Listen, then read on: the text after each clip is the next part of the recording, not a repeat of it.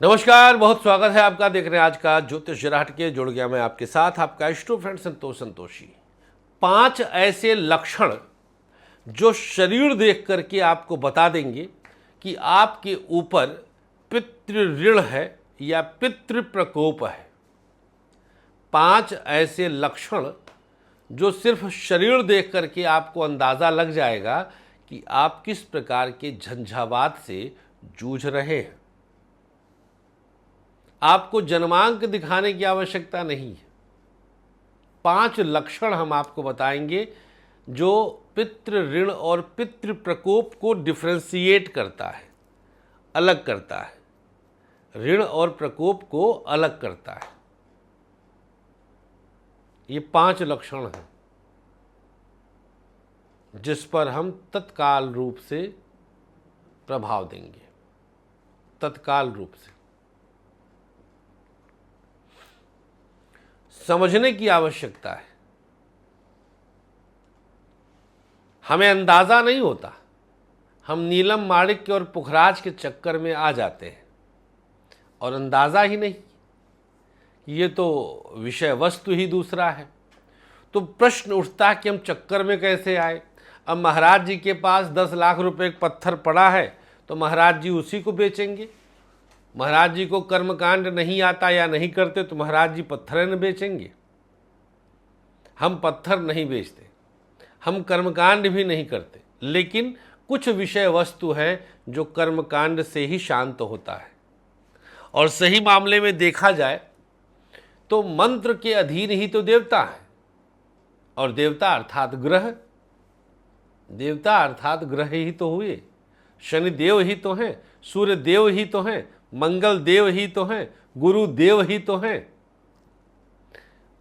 हमारी भारतीय मान्यता और जो भारतवर्ष की सनातन परंपरा है उसमें सोचिए, आप गौ को माता मान लेते हैं हम सनातनी, तो हम लोग बहुत फ्लेक्सिबल हैं। हम लोग के पास एक अलग तरह का सद्भाव है और शुभ भाव है जो ग्रहों में देव देख करके उसकी पूजन से उससे लाभ ले लेते हैं।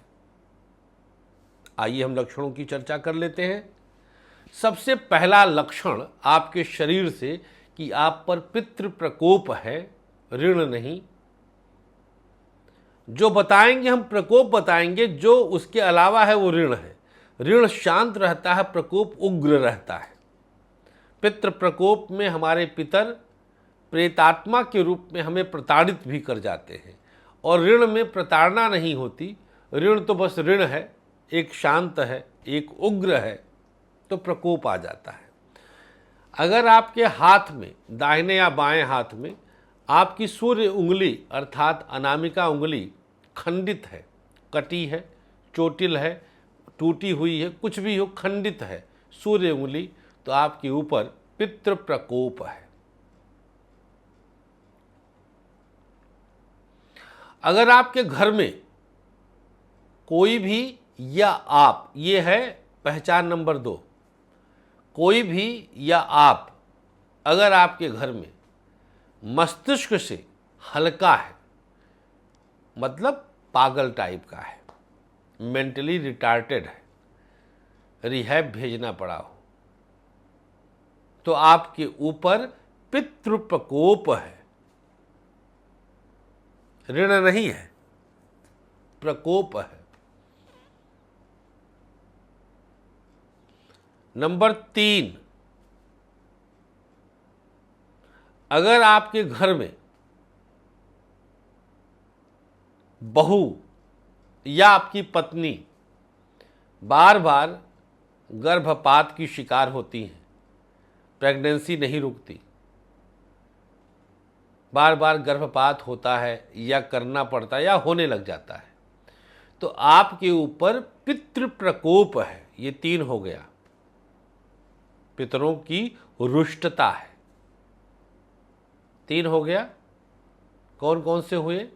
नंबर 1, रिंग फिंगर खंडित हो, टूटी हो, नाखून उखड़ा हुआ हो, कट या टांके का निशान हो, खंडित है, तो ये हुआ। नंबर 2, कोई मेंटली परेशान हो, मानसिक अवसाद में हो, डिप्रेशन में हो, पागलपन हो, एंजाइटी हो, कुछ भी नाम दे दीजिए। अंग्रेजी में 8-10 नाम होता है। सामान्य भाव से मेंटली, मस्तिष्कीय रूप से बहुत विकसित नहीं है, विवेकहीन है, तो पितृ प्रकोप है। नंबर 3, बार बार गर्भपात हो। अब आते हैं नंबर 4 पर। अगर घर में कोई अविवाहित रह गया या 40 का हो गया और लग रहा विवाह नहीं होगा, अविवाहित रह गया, तो भी मान लीजिएगा कि पितृ प्रकोप है। और नंबर 5 अंतिम, अगर बहुत प्रयासों के बाद आप 50-60 वर्ष के हो गए लेकिन अपने मकान का सुख नहीं मिल रहा है, तो आप पर भी पितृ प्रकोप है। ये 5 हमने विशेष लक्षण बता दिए हैं।